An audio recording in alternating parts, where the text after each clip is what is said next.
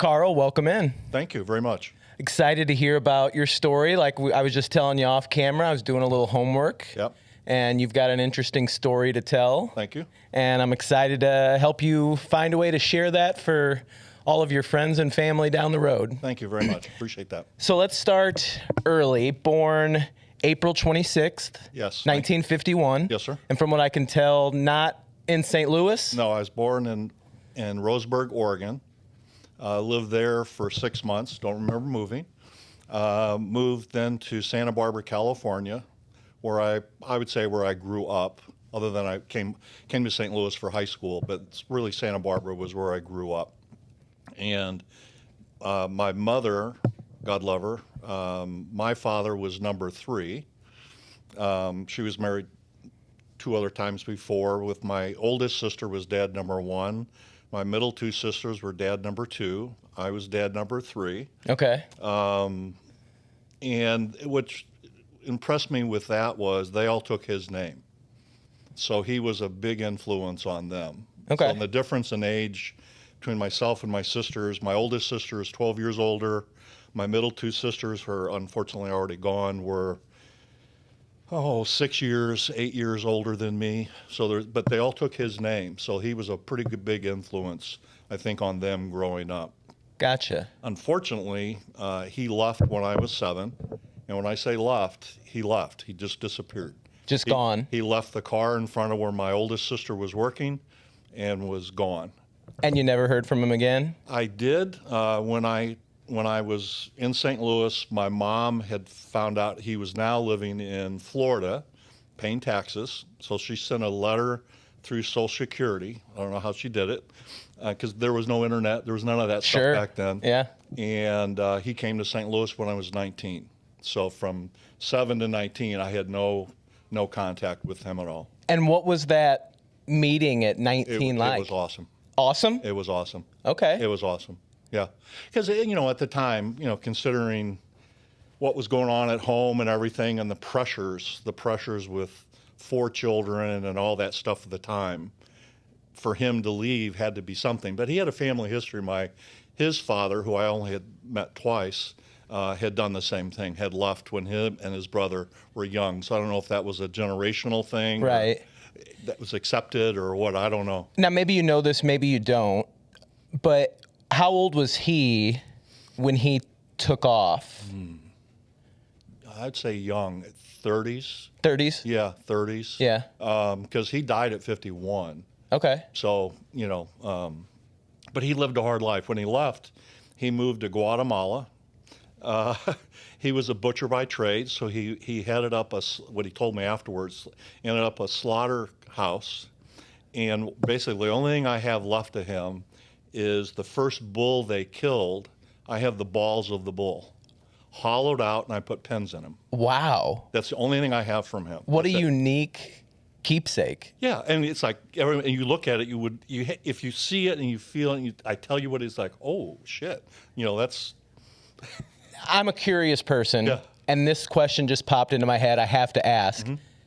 How big are we talking? Like this. I was going to say, they got to be... this, and they're hollowed out. Yeah. It's leather. And so that's like a little side note.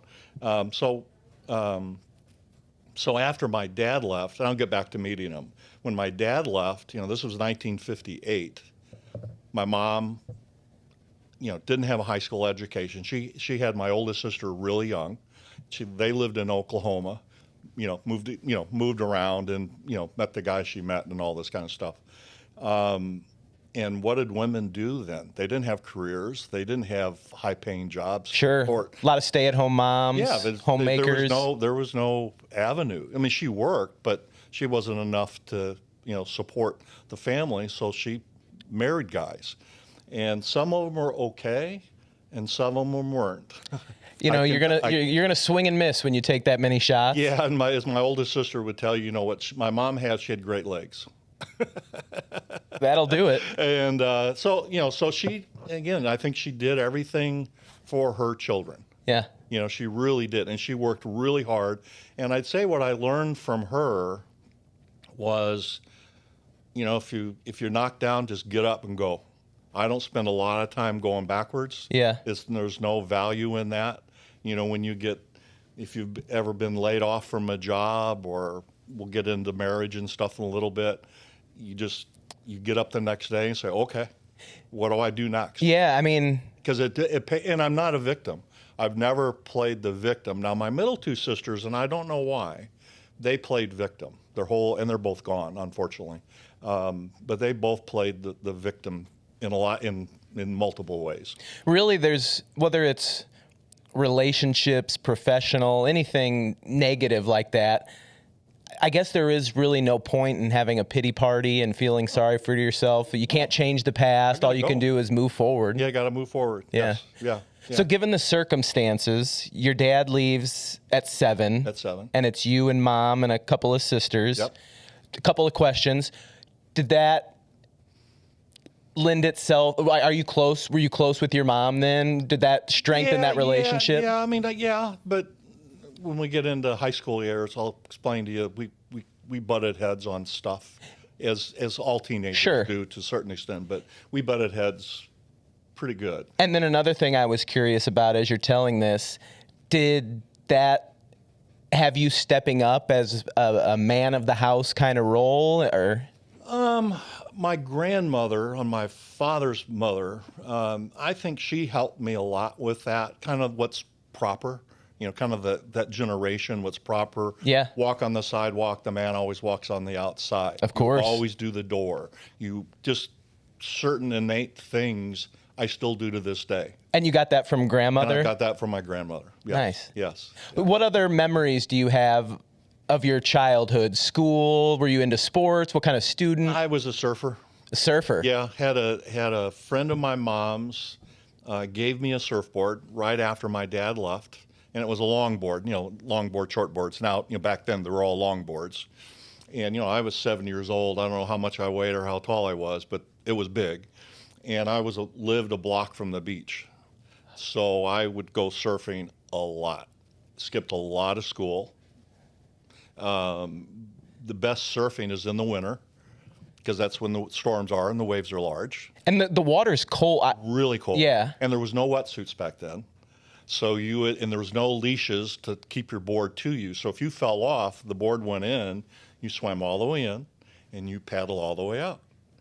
And then you would, if it was really cold, which in the wintertime generally it was cold, they would always have a fire going in a 55-gallon drum, and you stand by the fire and steam would roll and all this kind of stuff. Yeah. And then you go back out and do the stuff. And I got guys that became very good friends with, I call older guys. Older guys were teenagers to driving. Mm-hmm. So, they'd go from Santa Barbara to one of the big surfing spots. It's called Rincon. I mean, it's really a great spot. And it'd be a Tuesday, and we're going to Rincon. Okay.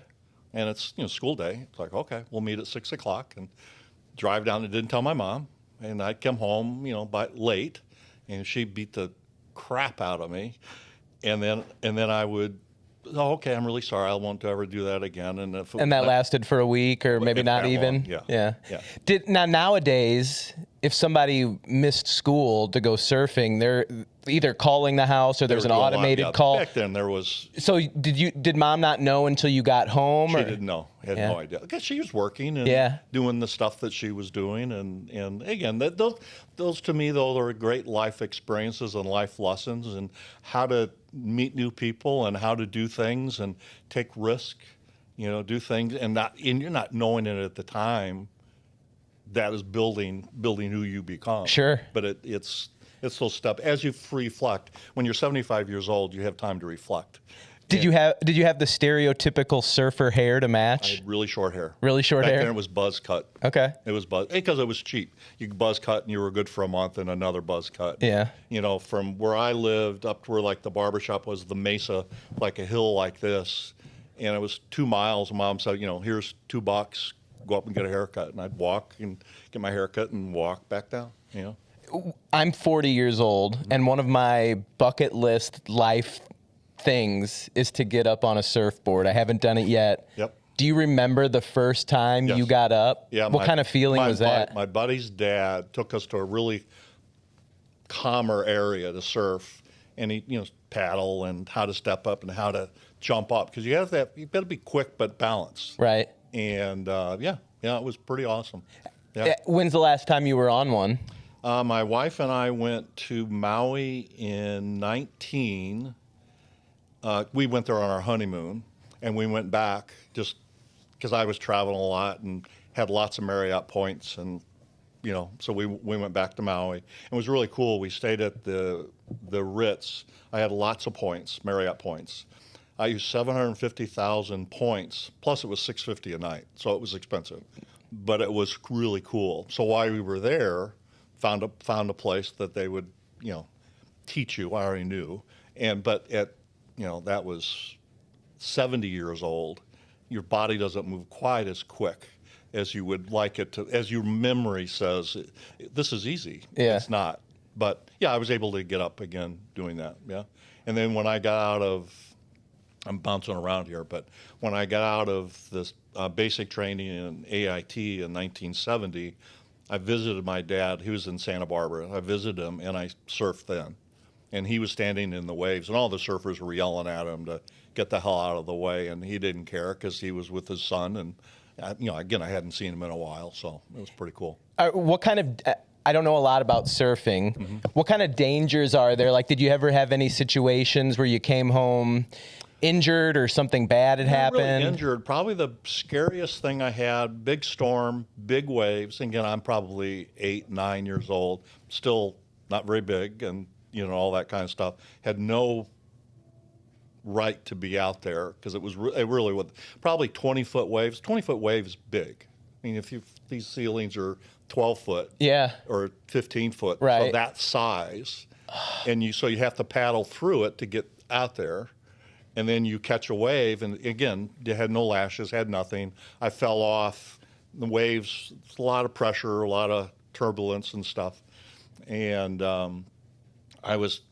board's not there. I'm grasping, and a guy came sailing by, just not surfing, but laying on his board, and had me grab on and took me to the shore. And he goes, he was probably 15. And he goes, you need to probably stay in for a while.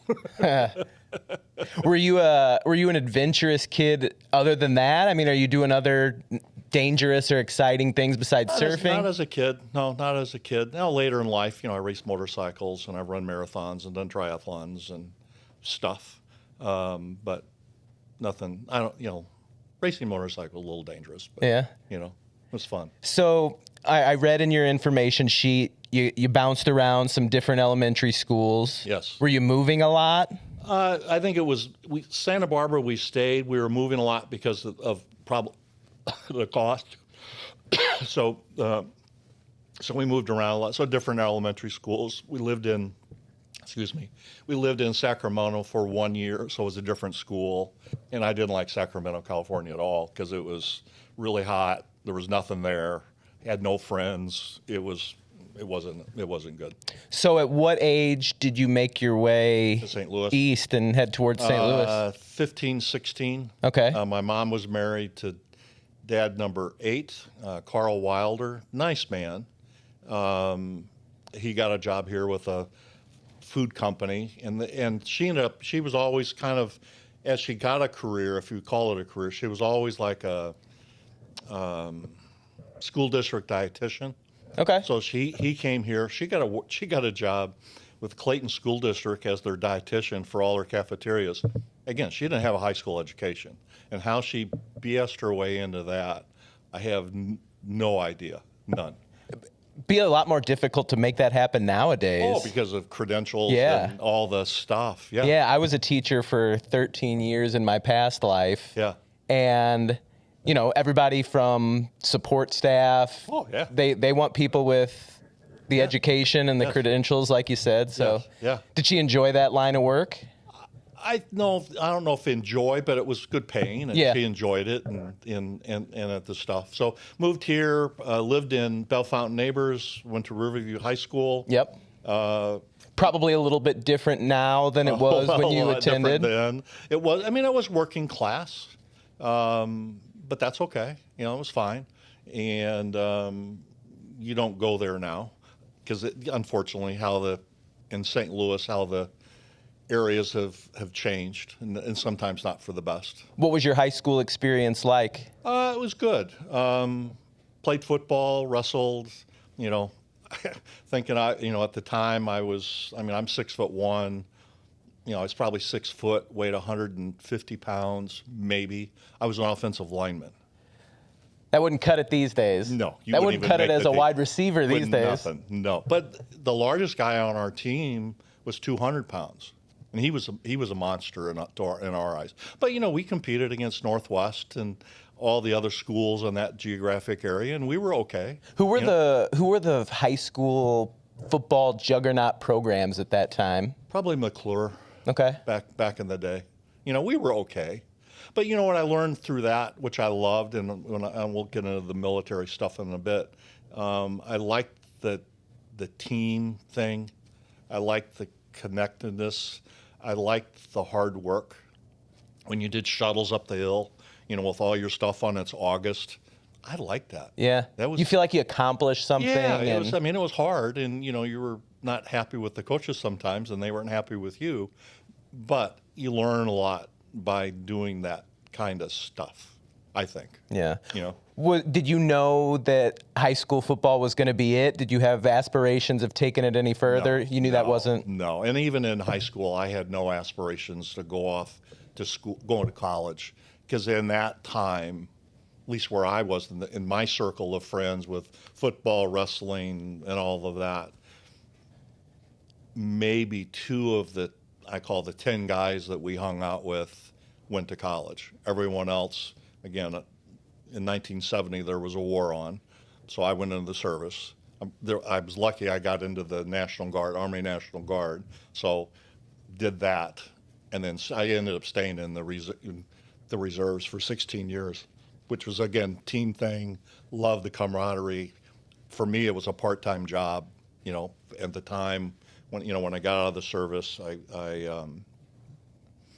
my mom helped me get a job at Famous Bar as a TV technician, fix TVs. So I'd go to people's homes and fix TVs. They trained you a little bit, but you learn it. It's not, again, because I was really good at, in high school, I was really good at shop classes. Now, that sounds silly, but I was really good at that. I was good with my hands, the analytical part of fixing stuff or making things and all that. I was really good at that. Writing, math, typing, the crap you had to have. That wasn't your thing. To graduate. Luckily, my girlfriend at the time, and became my first wife, she helped me a lot get through the reports and the things that you had to do, because that was in my thing. But if I had a knock on my mom, the one thing I can tell you, all through my school years, she never asked me about my homework. She never asked me about my grades. So that was never a priority. Now, with our children, my first wife and I, we have 2 children. My wife had 2 sons. When I came into their life when they were 8, guess what? Asking about your school and stuff was a high priority, because it is a priority. And I was going to ask, do you feel like as a parent you overcompensated for your mom not doing it that way? No, I don't think so. I don't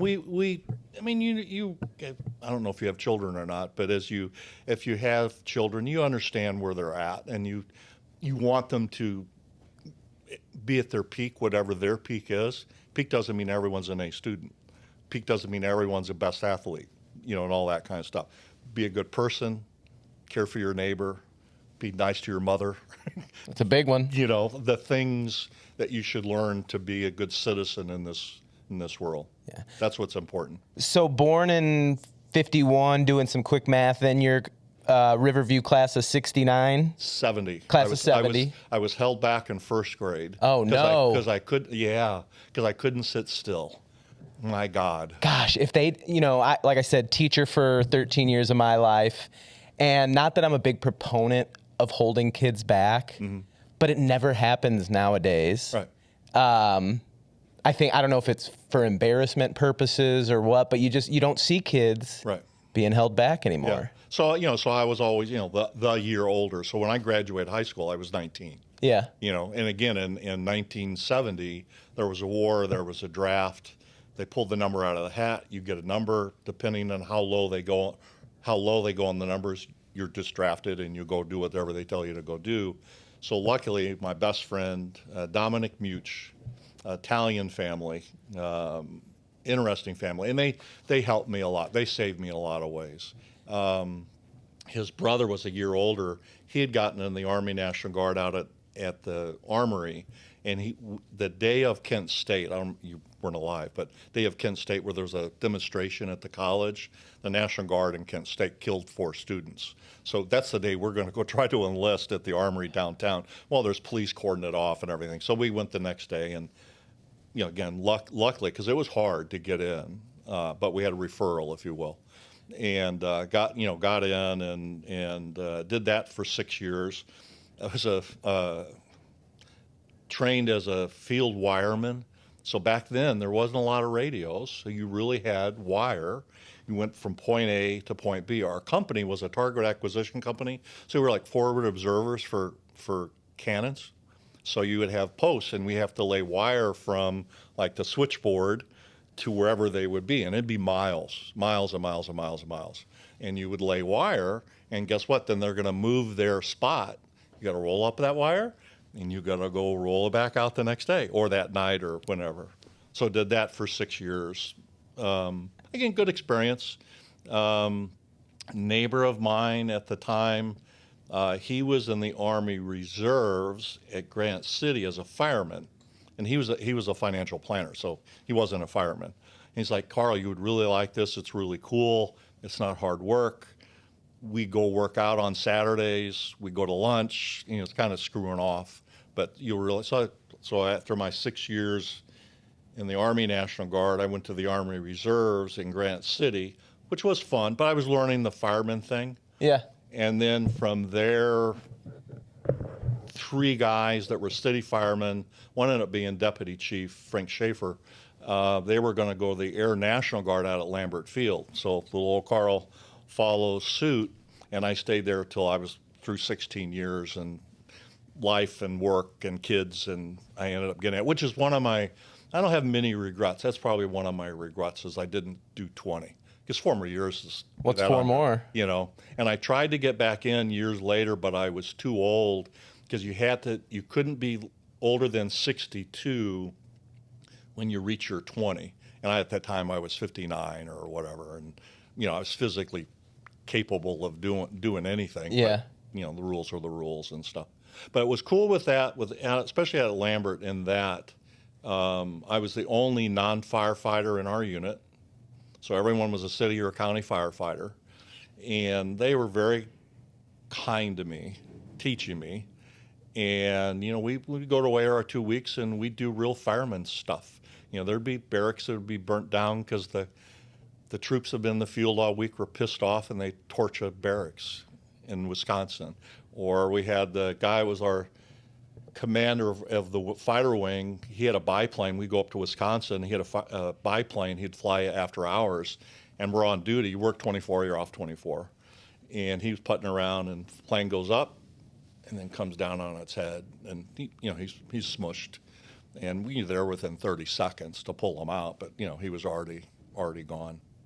So wow, cool stuff though. I mean, again, not everyone wants to be a fireman, but I think it's kind of cool. Yeah, that has a special place in my heart. My mom's dad, so my grandfather on her side, he's gone now, but he was my closest grandparent, okay. And he was a St. Louis City firefighter for years. And I see old pictures of him in his uniform Bunker with the gear. helmet, and it's just so that it's cool hearing those kind of stories. Yeah. We had the one time they were torching off the barracks, and my job at that time, I was the guy on the tip of the hose, and we didn't have breathing apparatus. We just had our stuff on and your helmet, and you'd go in. And they had stacked up 30 or 40 mattresses and lit them on fire at the end of this barracks. World War II, 2-story, all wood barracks. And so it's rolling pretty good, and the fire is going over your head, and John Welch is behind me, and he goes, "Come on, let's go." And you have a little bit of air on the floor, like a gap. Well, as soon as you hit it, there's no gap. So you're just sucking in all this stuff. And so he goes, hit the window. So, you hit the window, breaks the window with the pressure of the water. You stick your head out, and he's just laughing his ass off because this is their job. It's not my job. Right. It is my job, but not my full-time job. And, so you knock it down and stuff, and they were just giving me grief because, I was such a cherry out of the whole thing. But it was a great experience because you had to have, it was hot. I bet. I mean, it's 1,500 degrees, and the fire's rolling over the top of your head, and I'm thinking, what the hell, But again, that's good to me. It's the manhood test in a way, What did Mom think of this endeavor that you were taking on? Did this My wife or my mom? My mom was already gone. Oh, she was gone. Yeah, she died at 56. So you were married at the time? Yes. So what does the wife think of this? The one time, not that instance, but I had another time. We were in Mississippi, and at that time I was the crew chief of the rescue truck to get the pilots out of the plane. So at the time they were flying F-4s, and during the 2 weeks they were dropping real bombs. I mean, they weren't dropping practice bombs, the real 500-pounders. They'd fly up to Alabama and bomb the shit out of something and then go.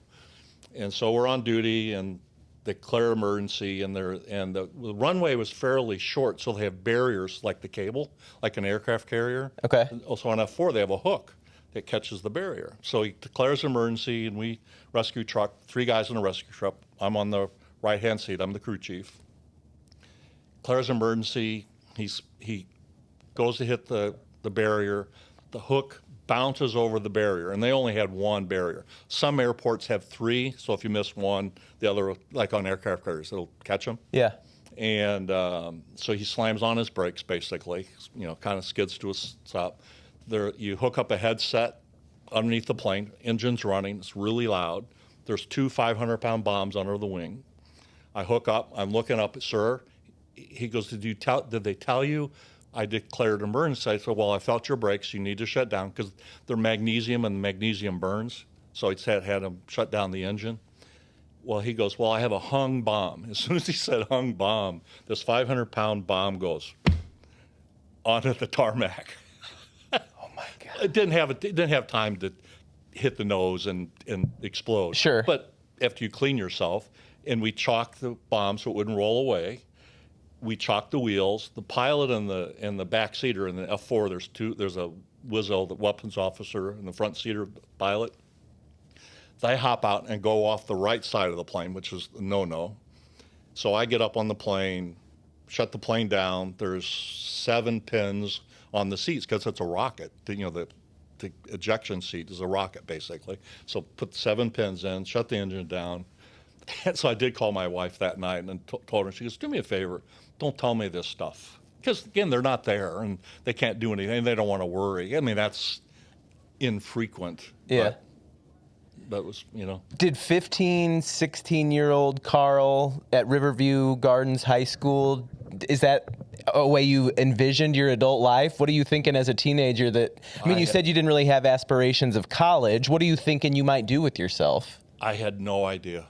Absolutely zero. I mean, I knew, in my senior year, I knew I was going away for the 6 months to, do the training thing. And I liked boot camp. I liked that. It was fun.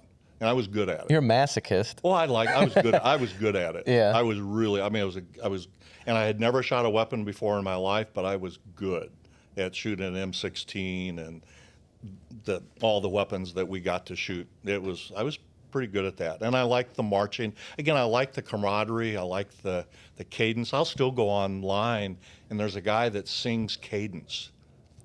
And it's just, it just, for me, it touches my soul. Does that stir up memories when you? Yeah, it's good memories. And people that I know that are friends that have served will talk about like the smells.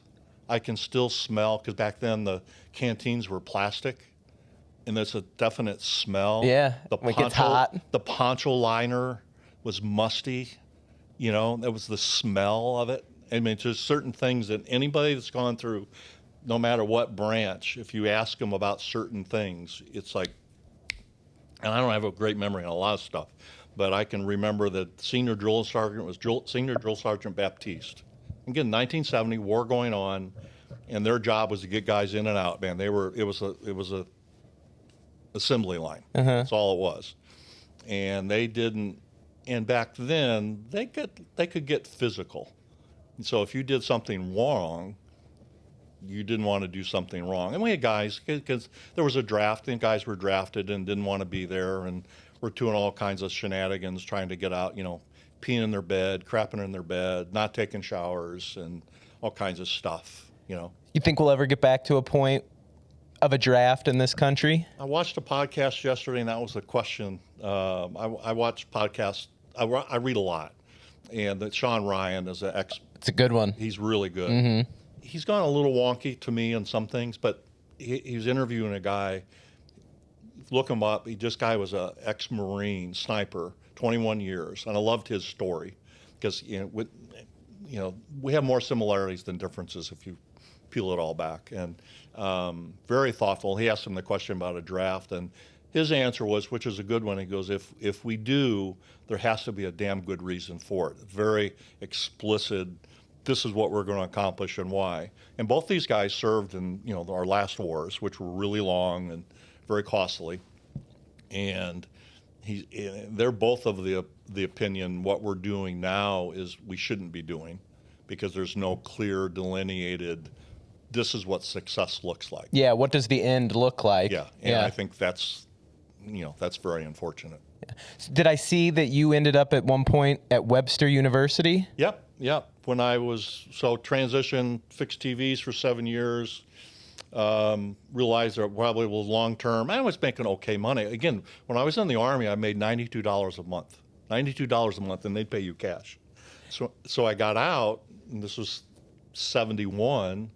My mom got me a job at Famous Bar fixing TVs, $120 a week. Oh. Man, I thought I died and went to heaven. And again, back then, that's a lot of money. But 7 years, I was doing okay, married, had kids, had my son then. He was born in 76.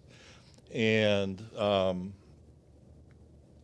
friend, the guy that got me into the Army Reserves, he was in the insurance business. So I went in the insurance business, life insurance sales. Second day, I knew I hated it. I was gonna say probably not very exciting after some of the. Well, not just that. It's hard, and I didn't. They're wanting your Rolodex to call on people. Well, I didn't have a Rolodex. I had friends and family, but not deep. And so did that for 6 months. They put you on a draw so we could survive. But my wife wasn't working. And finally, it was like, this ain't working. So by the grace of God, looked online. No, it was not online. Looked in the paper. There was an opening for a service rep, account manager, at a health insurance company called Crown Life. Okay. So got hired. John Niblock, nice man, since passed, hired me as a service rep at $14,000 a year. Holy crap. You've made it. I hit the lottery. And my mom was so happy. She was back in California at the time. And she was so happy. Again, we didn't have a pot to piss in. And, she sent me to go have dinner with my wife somewhere because we couldn't afford it, just as a celebration. She was so happy. So did that. Was pretty good at that. Then that transition, they asked me to be a sales rep, Southern Illinois. Did really well with that. Did that work for Crown probably for 4 years, 5 years-ish. Got recruited to work for do small group stuff. There's a company out of Boston. Did that, had a large region, just called on brokers all day long, but learned how to run calls. It's like you learn the basic stuff, and then all of a sudden that becomes what it is, your normal. Did really well with that. Then got recruited to join General American, which is a St. Louis-based, probably don't remember, but St. Louis. I remember the name. Yeah, St. Louis-based life insurance, health insurance company. And they were looking for another sales rep in the St. Louis office. And again, the money was, and I've never taken a job for money. The money happened. Because if you do a good job, especially in sales, it's one creates the other.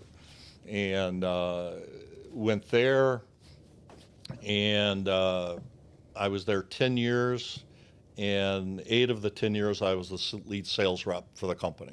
Okay. So, did well. But I worked hard. So one of my underwriters, to your question, went to Webster. One of my underwriters, Diane, her sister, Jerry, now my wife, and she was married, I was married, so nothing going on. She was a advisor teacher at Webster. So I went and saw Jerry. She got me enrolled in Business 101 and started taking college and did well, but I studied. This is high school. But I'd lock myself in my bedroom and read and read and read and read. And then back then, even that long ago, there wasn't the computers, there wasn't all the stuff. It was books and written tests and stuff, So what years were you at Webster then? Oh gosh, I couldn't tell you. 70s? No, this would probably been late 80s. Okay, so you went later on. Yeah. I graduated from Webster. I went away for a year to SEMO. Yeah. And I wanted to be a teacher. Webster's got a great education school. Yeah. It's a good school. Yeah, so Jerry taught there for 35 years and, advising and ran the downtown campus and a bunch of stuff. And she has 3 degrees, and I've never finished. I never finished my degree. Just didn't seem necessary at the time, and the money and everything else. It's like I was doing okay, and And I had a really good boss, and we'll get to there. When I worked for Mercy, really good boss, Tom Kelly. We were going on a call. Smartest man I've ever been around in my life. Best boss you'd ever want. Smart, people person. Just brilliant guy. Not just on that, on everything. What made him such a good boss? His caring. And he made sure he knew everyone. Yeah, it wasn't more of a person than just an employee or a number. So the person on the phone, the person at the front desk, the person paying claims, the non-sexy stuff. Yeah, he knew them and knew about them. And that's one thing when I hear this saying, it resonates, is that good leaders treat everybody respectfully, from the CEO to the night janitor. Yeah, we'd go to meetings and he'd get up and they'd say, "Oh, Tom, talk about managed care," or all the topics of the day back then. And he could pull out speech number 6 out of his butt, and the CEO would understood it and the janitor would understand what he just said. So it was never too high for anybody or too low for anybody. And you can tell the people that that's genuinely who they are, compared to people that are doing it for show. Even when he left, he's still a dear friend, but he was a big influence in hopefully how I conducted myself, having employees and doing things and that kind of stuff. So one more thing professionally, and then if it's okay with you, maybe transition into some personal life stuff. Sure. So then you end up at Mercy, VP of Sales and Customer Service. Yes. How do you end up with Mercy? Because then it looks like you were there for quite a bit in a few different roles. Yeah. Well, I was with General American. General American sold part of their business to United Healthcare, the division I work for. So I got whacked. Happens again. Step up. Next day, what do you do? Yeah. Luckily, and I just told a story to someone the other day. The day that they said, "Oh, by the way, we're letting you go. This is what's going to happen." And again, I was there long enough, and the package was okay, but I was remarried at the time.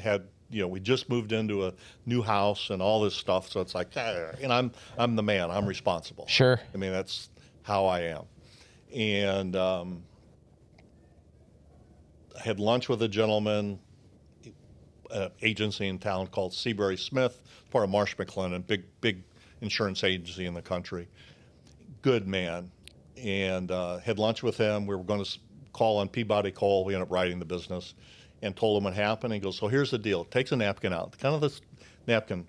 You can start January, and this is October. You can start January. Here's what the pay is. Here's how commission works. We'll pay all your expenses. We'll do all this. Blah, blah, blah, blah. Don't have to tell me that. He said, "Call me December 29th. I don't care. But you have that in your pocket if you need it." What a lifeline. Yeah, no kidding. What a lifeline. Because I had, again, with the severance, I had enough money to survive, and get by. But it was like, and I looked at other opportunities and stuff, and none of them seemed to fit. And I liked him as a person. Mm-hmm. And what I also liked, he didn't have a college degree. So I kind of resonated because you can be successful without a college degree. Yeah, they try to to kind of shoehorn that into all students. Especially back then. Yeah. I think it's becoming better. When I taught high school, I noticed that they were so focused on sending as many graduates as possible to a 2 or 4 year college or university. Yep. Not a very big emphasis in the trades. Yes.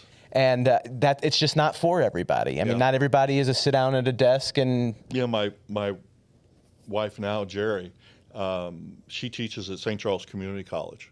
Again, this will be her 44th year of teaching. So she's taught at Webster, at UMSL, adjunct and all this stuff. And she started there adjunct, just saying, I just want to do something because we're both older, but we're not ready to be done. Yeah. That makes sense. Still have a little bit of life left in the old engine. And so she's full-time professor teaching business courses and stuff and loves the heck out of it. And what's cool with St. Charles Community College is they're building other campuses for the trades. Farm to table and all these other welding and truck driving and all these other things that people need to be successful, which I think is awesome. So as far as personal life goes, if you don't want to talk about it, sure, fine. First marriage. Yep. Got married very young, was 21. Okay. Where'd you meet? High school. Okay. So we were high school sweethearts. We were Romeo and Juliet, and all that stuff. Tale as old as time. Yeah. My mom didn't like her for whatever reason. So our butting of heads during high school, junior year in particular, she thought we were too serious. She didn't like her family. Her family was very blue collar. Bill, her father, delivered furniture for Biederman's, old furniture company in St. Louis.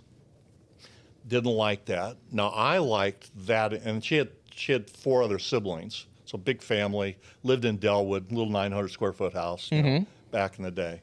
But I liked the family component because I never had that sit around the table type of stuff. I mean, just never had that because of all the other stuff. And so my mom was adamant that we weren't going to date, we weren't going to do this, that, and the other. She went over to their house one afternoon and, told them so, and not so nice way. So we were forbidden to see each other, date or anything. Well, okay. So during that time, I ran away, lived in a park for 3 months. This is during high school. A park? A park, yeah, county park. Okay. Englewood Park, Chambers and Coburg Lands Drive. Slept on the park bench. My friends would bring me clean clothes. I'd shower at gym. Just do what you got to do to get by. I had a car. My stepfather came and said, you got to take the car home, bring the car home, or we're going to have you arrested for car theft, because it's in their name, 17, 18 years old. Take the car home. My mom was not happy. She's chasing me out of the house. 2 buddies are in van. She calls the cops. Bellefonte neighbors calls the cops. We get about 2 blocks. 5 cop cars surround us. Who's Carl? And I was fairly meek. Me, sir, And that gentleman, unfortunately, he's gone, Sergeant Erker, we became really good friends. He really helped me. Now, the chief of police at the time was not a friendly gentleman. And he said, if I ever see you and you don't have money, I'll arrest you for vagrancy and blah, blah, bullying me. Yeah.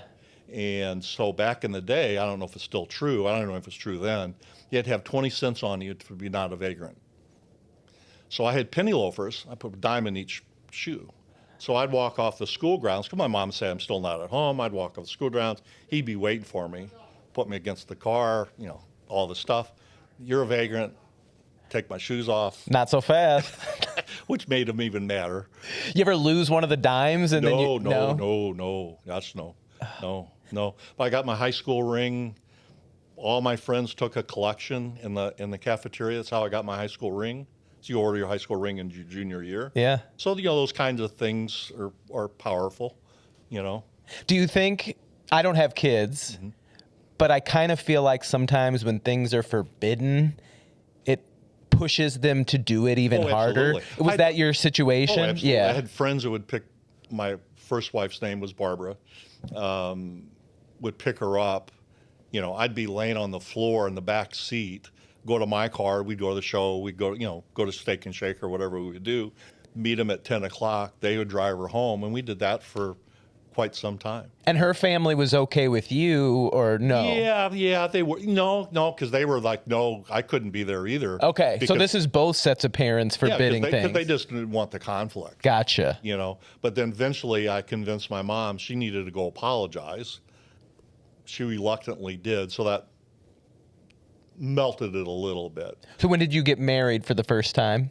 It's 21. You got married at 21? Yep. And because back then that was kind of the thing. Yeah. It was kind of the thing. And then at what point did you have your first kid? 21, 76. And this is your son? Son. What's his name? Jeffrey. Jeffrey. Yeah, so he just turned 50. Okay. Yeah.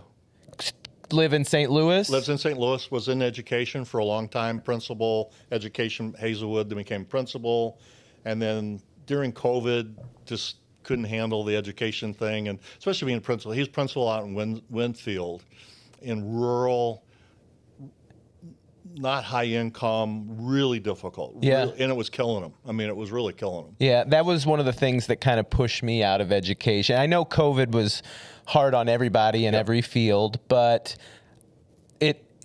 I was a Spanish teacher, so I'm a special area teacher, and I felt perpetually stuck at the bottom of the totem pole. Yeah. We weren't filling substitutes after COVID, so if Mrs. Jones was out that day, there you go. I go in the second grade room, and then I'm in the cafeteria doing extra lunch duty and extra recess duty. Spanish is just canceled. Yeah. And I think that COVID change kind of pushed me out too, and I've heard that from a lot of people. Yeah. Does he miss it? I think sometimes the team, and I think he was a good, because I went to his school a couple of times, like on his birthday, and we look exactly alike. I mean, really scary. I feel bad for him, but we really look alike. And all of his students are like, well, this is the real Mr. Schultz, which is always kind of cute. But he was good with the staff. He was really good with the students and stuff. So I think some ways, he misses it. But he got in. He now works for a construction company and stuff, which he's really liking. He's using his skills for that and making more money. That's the other reality, unfortunate reality of life. What was Jeffrey like as a kid? Good athlete, really good student that didn't have to work at it. I might be related to Jeffrey now, the more you talk about him. He played soccer, played for Scott Gallagher up till under 19. They won Missouri State every year but 1 year, from under 8s to under 19s. Their two coaches, the series, Mike Seary was the Hermann Trophy winner in 70. He played on the Olympic team in Munich. So, and his brother, Denny, also went to SLU, was the coach. So they were really good. And that nucleus of kids were all 1976, that year. They had, 4 or 5 that went professional and on the Olympic team. I mean, it was a special group. Yeah. But they worked hard. I don't know much about soccer, but I've always heard that St. Louis has been like a soccer hotbed. Yeah. Unfortunately, or fortunately, depending on your perspective, Denny, Mike's brother, is my ex-wife's husband now. Okay. My ex-best friend. Gotcha. So that complicated things a little bit. Yeah. So we're not exactly close anymore. That's fair. Yeah. Were you able to see a lot of his games, or were you working and not able to go? I'd say, because especially, during a lot of times, they travel a lot. We go to Colorado, we go to Florida, we go to Cincinnati. It's like the traveling team thing now. So, so a lot of, he'd play 80, 90 games a year, and I'd say it's at the lion's share of them. Yeah. Did you see much of yourself in him when he was young as a child or teenager? No, because you said you look so much alike now, but personality-wise? Now I think personality-wise. He's a much better golfer than I am, which I hate him for that. But he's a 2 handicap. And he always walked on the golf teams that went to CBC. When he went to UMKC, then he came to Lindenwood. He walked on all the golf teams and just pissed the golfers off, because he'd be in his soccer shorts and flip-flops and just show up and be better than all of them. He was number 2 guy on their team. And he's still good. I hate him. How's your game? I'm a 12 handicap. You know, Respectable. So at 75, I can't hit it as far as I used to, but I can still kick it around a little Where bit. do you like to play in the area? We were members at Sunset Country Club for quite a while. Just dropped it last year. They're going to a big remodel. I've heard. $50,000 assessment. Ooh. $400 more on your monthly. Monthly was already high. Closed the course for 18 months. And unfortunately, tomorrow's not given. And at my age, by the time they're done, Yeah. I'd be 77. And it's like, there's no, well, belonging in any country club, there's no math that ever makes it work. It doesn't work. You know, we were blessed, was able to be there. It was 4 minutes from the house. What I always liked was no tee times. I could go up and walk and play. I like walking and carrying. Yeah. It's a hilly course, but I like, you know, good exercise and stuff. Where do you ever get out and play any of the public courses Yeah, then? no, so now my buddy and I, Scott, who got this interview set up for me, yesterday we were at Gateway. Next week we're going to play Tapawingo. We have our 5 or 6 places that we like to go. Every year we go on a golf trip. You know, we've done Pebble Beach. Ooh. Back in 18 was spectacular. Played Pebble, Spyglass, Spanish Bay. Had the same caddies all 3 days. It was just, and the last day we played Spanish Bay, my caddy goes, Carl, I'm not using a rangefinder. I'm going to walk everything off. I'm going to hand you a club and tell you to hit it. It's like, okay, cool. And I shot a 77. I guess they know what they're doing. Yeah, so it was expensive, but it's the best expensive we've ever. You can't take it with you when you're gone. We've gone to Hilton Head, played a number of places down there. We're talking maybe Pinehurst, you know, that kind of stuff. And I've been very lucky in my life. I've played some really cool places through work. Yeah. You know, I've gone to the Masters 4 times. Really? What a spectacular experience. Was able to take my buddy Scott, took my oldest son, because he, in education, he would never be able to afford that kind of stuff. Yeah. We were a guest of a company called Gojo, which makes Perel hand sanitizers. Yep. That's a privately owned company, and these guys have volunteered on the second hole at the Masters and rent 2 or 3 houses and get 6 or 8 passes a day, and they bring customers in. And you stay at these houses, and they have a guy barbecues every night, and it's a guy thing. I mean, it's, drink too much. You had the pimento cheese sandwich? Oh, yeah. Is it all it's made out to be? Yeah, yeah. And the thing that the Masters, one, hope sometime you get to see it. Just, there's nothing more beautiful. And you don't have to love golf. Just you like sport and history, and you work in a place where sports and stuff is important. And it's just more beautiful, and it's hillier than you, and they show the hills pretty well, but you have no perspective.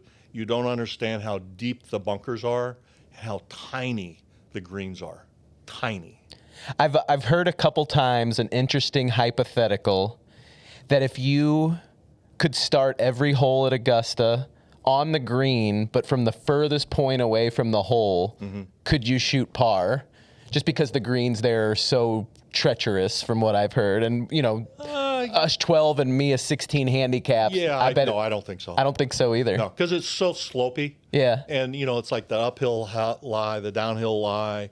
The rough really isn't bad. I played 2 other places in Augusta. When I was at ROI after the health plan, moved there, got moved over to ROI, which is a supply chain division. That's how I got to with Perel and all that. One of the hospitals was a customer of ours in Spartanburg, South Carolina, and the president owned or belonged to a place called Sage Valley, which is in Augusta. So it's the golf course that the guys didn't get invited to belong to Augusta, join. Entry fee's $250, toward $50,000. Yeah. And you have to build a 10,000 square foot house on the property. So if you're joining there, you've got, You're doing all right. Yeah, you're doing all right. Yeah. So was able to go, flew out there, business meeting, and then we went and played golf. Got there at 8 o'clock in the morning, had breakfast. South, I love the South. I absolutely love the South. The hospitality, everything. You have your clubs waiting for you. Go out to the driving range. My caddy's name was Pork Chop. African American gentleman, a little older, had worked at Augusta for 18 years. And I said, well, why are you here now? He goes, 1, the people are nicer. So it says a little bit about the clientele at Augusta. Yeah. And he goes, and I make more doing 1 loop a day than I did when I do 2 loops a day. It's like, gotcha. No brainer then. You know, but really, and I know a couple guys that have played both, and they say Sage Valley is better than Augusta from just pure golf, but it's very similar. He's in a white jumpsuit. There's no carts. You just walk. Pine trees, pine straw. Oh.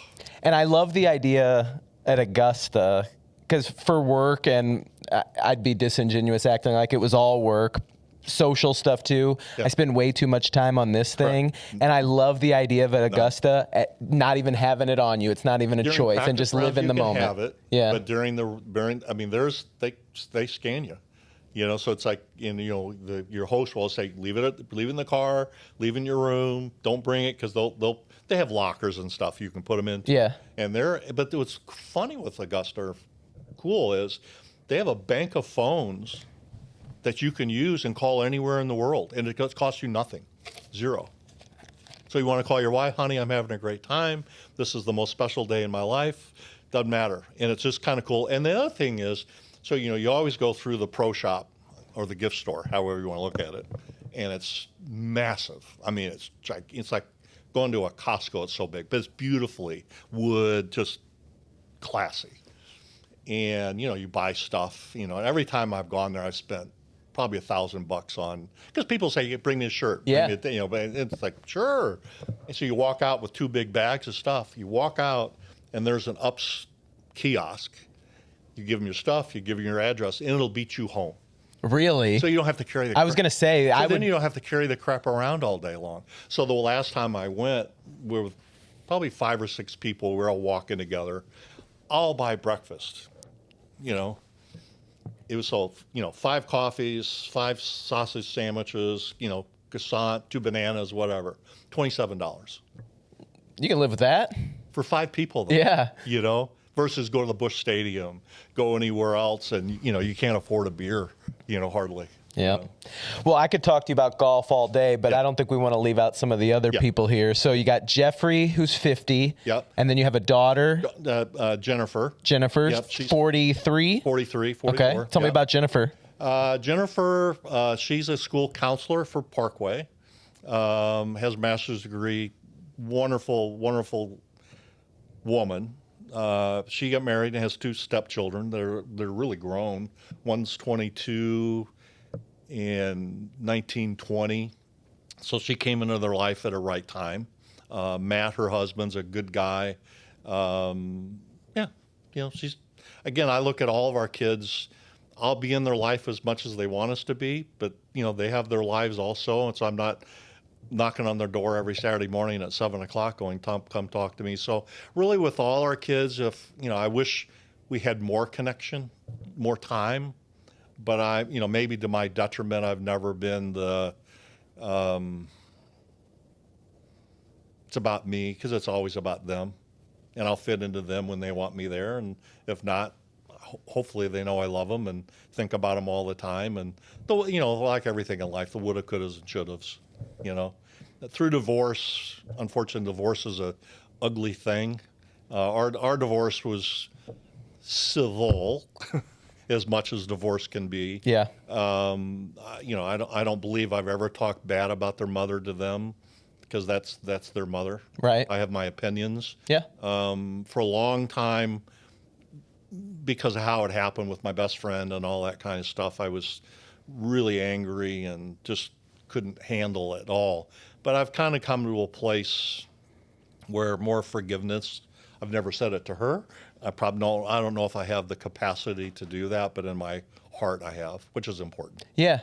I empathize with a lot of what you're saying there, and even being however many years younger than you, we've got some similarities, and I learned that hanging on to some of that resentment and that negativity, it serves you. Doesn't do any good. In no way does that serve you, and you can't just turn it off like a switch. Right. But the quicker that you can break free from it, the better. Especially when the kids were younger, there were a lot more opportunities where I'd say had to be together, but had to be together. Where now it's very infrequent. my son got remarried a year ago, December, at their place out, and they live on a lake house in Cuba, Missouri. So we went out there, and it's always uncomfortable just because it is. It's ex-wife and my ex-best friend, so it's just uncomfortable. Yeah. But then, Denny won't talk to me because I told her a long time ago, just keep him away from me or I'll hurt him. And I still feel that way in a way. Unfortunately, that's not good, but yeah, it's okay. So now you remarried. Remarried. You've been married for 32 years. 32 years. Remind me of her name. Geraldine. Yeah. Her real official name is Geraldine. Okay. She goes by Jerry, Jeri. What do you love about her? Oh, gosh. Her energy, her passion for teaching, her passion for making everyone's life special, especially to her friends. I mean, she just does the most thoughtful things all the time, which is a gift, to sometimes to her detriment, spends money on things. I'm going, really? But that's okay. It really is. It's okay. Because you're going to be in the Augusta merch shop. Yeah. Dropping four figures, so I guess she's always. I think that's where we're so complimentary of each other because she's gone through, as we all have, job things and job turmoil, and we've got this. We'll figure this out. What's next? How do we get up the next day and move? And we're very complimentary of each other that way. Do you feel like you learned much going from your first marriage to your second? Was the first one not working out a learning experience in any way? No, I would describe it as we grew apart, and that created, I guess, Barbara's desire for a different relationship, which is again hard to accept. And but when I moved out and we started the divorce proceedings, I didn't know her and Denny were an item until I had moved out and moved in his mother's condo, and then my ex-brother-in-law told me, well, you know about Denny and Barbara, don't you? It's like, no. And so he told me, and then, I broke down and cried like a baby and didn't understand and what's wrong with me and blah, blah, blah, blah, blah. But, no, I would tell you, I think as a husband, I'm the same. I mean, my focus, my being is taking care of my wife, period. I wake up in the morning thinking about that. When she goes to school, I pack her stuff and do all the things for her. I cook dinner so she doesn't have to do that shit when she gets home. Again, because I'm home now. I'm still consulting a little bit, but my focus is her, period. And I told her ex-husband when he would bring the boys home, and we'll get into stepsons in a second, but he'd bring them home always late and stuff and always getting her space. I came to the front door one day and convinced him, well, one, don't bring them late, and you're not allowed into her space. Forcefully. Sometimes you have to. And I went upstairs and apologized to the boys. I said, I'm sorry to say that to your father, but your mom's my responsibility, and my job is to protect her and to love her and to cherish her and to blah, blah, blah. How old were they when you're having this conversation with him? 8, 9. 8 and 9? Yeah. Yeah, Okay. When we got married, they were 8. Okay. Just about to turn 9. What's their names? Justin and Chris. Justin and Chris. Twins, adopted. Good boys. Totally exact twins. Now, one's a little heavier than the other now, whatever. But, when they're together, it's like you're in a different zone, just two twins jabbering a different language and stuff. Chris works for Wells Fargo. He's been there a long time. He's done well, just got promoted. Unfortunately, he's going through a divorce, which is, luckily, they don't have children. So he's dealing with it, and we're helping him and doing what we can. Justin, married, has stepson, has two sons, Theodore and Sam. They both have Leber syndrome, which is a sight thing. Okay. And eventually they'll go blind. So their sight impaired now, but as this disease progresses, they'll lose their sight totally. Full loss? Yeah. They're 7 and 9, just sweet. 7 and 10. Sam just turned 10. But just sweet boys. Love Gigi, my wife. Just call her, FaceTime her every night. Just, yeah. it's cool. How did the blending of your two children go with the two stepsons? Okay. I'd say okay. They didn't live with us, so it was never that hard press, if you will. Yeah. And I was never with them. I mean, maybe to my detriment. I was never, it's my weekend, you'll be with us no matter what. Especially at that time, Jeff was 17. He was high school doing stuff I really don't want to know that he was doing, because now I hear. And Jennifer was 12, 13. Again, she had her girlfriends and her circle. They lived in Florissant. We lived south. So I was never pressing on that. Hindsight, if you will. Wish I would have maybe a little bit, but you do the best what you got at the time, and, it's not a lot of do-overs. Do you think that you and your wife will finish out the rest of your days in the St. Louis area? You talk about the South and loving the South.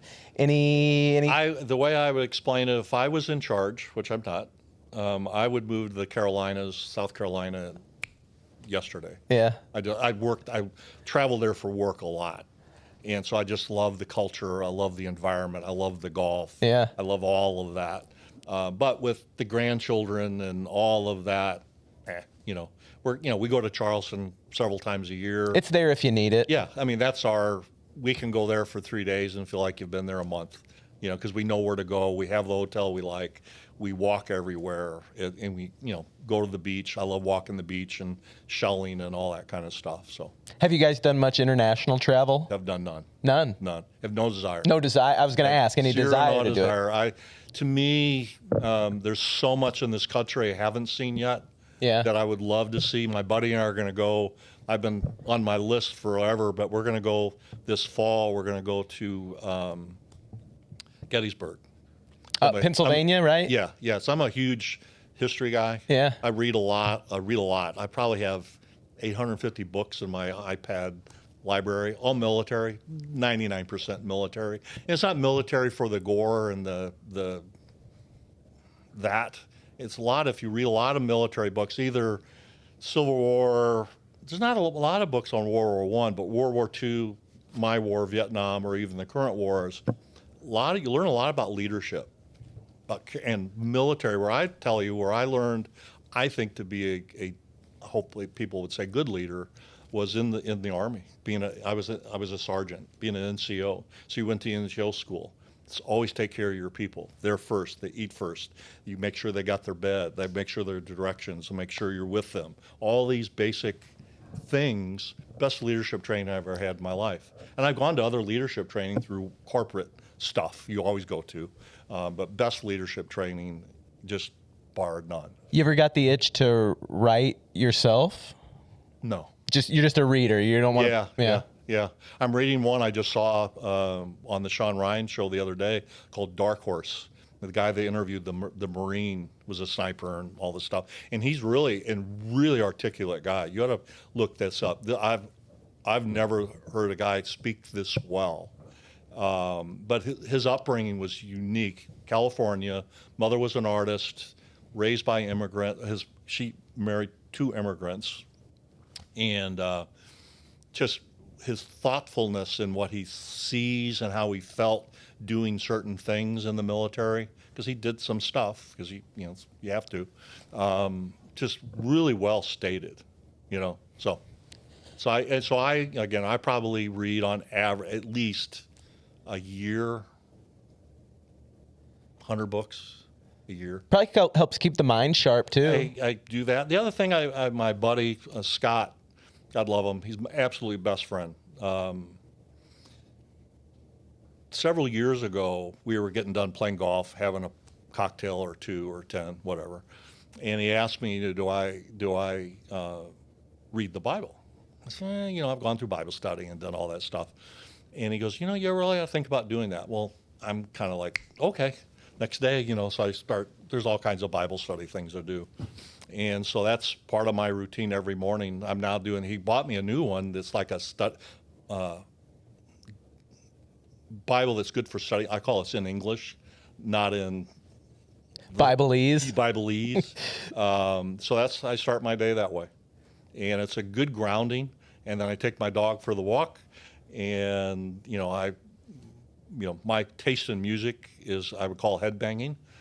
I like hard rock, so that's my reflective time. I'm circling away from a little bit. I've gotten more into Christian rock a little bit. Okay. Vikings of Christ is a real throaty, if you like Viking music, but it's kind of, I call it like going to church. It's like the words, again, all words hit us differently. And for me, it's just a good grounding. And again, maybe I'm getting, again, as you get older and, more reflective. Yeah. All right. I got 2 more questions for you. You're banished to a deserted island, and you can take 1 book and 1 album with you, and that's all you can read, and that's all you can listen to for whatever days you have left. What are you reading, and what are you taking to listen to? Reading the Bible. Okay. Because I think that's foundational on everything. And you can reread the same thing the next day and hits you different because of, I call environment and all that other stuff. Album, again, depends on my mood. Oh, yeah. I'm a big Five Finger Death Punch guy. Okay. I heard of them. I'm not familiar. It's a headbanging. It's pretty solid. Are you a live music fan? Do you go see these? When we've gone, my wife and I, when we've gone to concerts, it's more in her. She's not a headbanging person at all. So we've gone to Joth Grogan and that kind of stuff. But no, no. I wonder how many people out there, if they were asked that same question, would answer the Bible and Five Finger Death Punch. Yes. I wonder what that parlay would pay out. Yeah. But all those songs, to me, it's the beat, and especially with my exercising and stuff. I've run 19 marathons. I've done probably 75 triathlons. Wow. I've probably done, I don't know how many half marathons I've done. I truly do not. Because you just turned 75. I mean, you look in phenomenal shape. You obviously have taken care of yourself. I just did a marathon. Yeah. Yeah. How long, when you say how long ago? April? Yeah. Got another one on the books or anything? No, I always say that. It may be my last one, because that was kind of 75, check that box, because there's not many 75-year-olds out there doing that stuff. The last couple of years, I've done quite a few duathlons or biathlons, which are like run, bike, run, which are, I'll call it easy, but easy. Yeah. Like a 5-mile run, 20-mile bike, 5-mile run. And again, there's not many guys out there my age, and I'll normally do okay. And I'll end up being, even the overall male, I'll be in the top third. So at 75, that's not 76, 74, whatever. Yeah. Still isn't too bad. But fitness to me is, again, because both of my parents died very young. And I think lifestyle and lots of stuff is important. And that's my, get up. I get up early. I'm so glad to wake up. So I get up early, read, take the dog for a walk. I'm now walking with a weighted vest. I don't know if you've ever done that. But I have not. I got one for my mom for Christmas because she's been doing a lot of walking. I got a 35-pound weighted vest. And do 2 miles in a 2-mile weighted vest, you feel it. So I do that, and then I'll come home, and then I'll exercise. I'll do kettles and weights and, maybe run on the treadmill and ride the bike or whatever. Well, as we wrap things up here, the whole idea of SoundStory is for your kids, grandkids, family, friends to kind of have your story captured forever.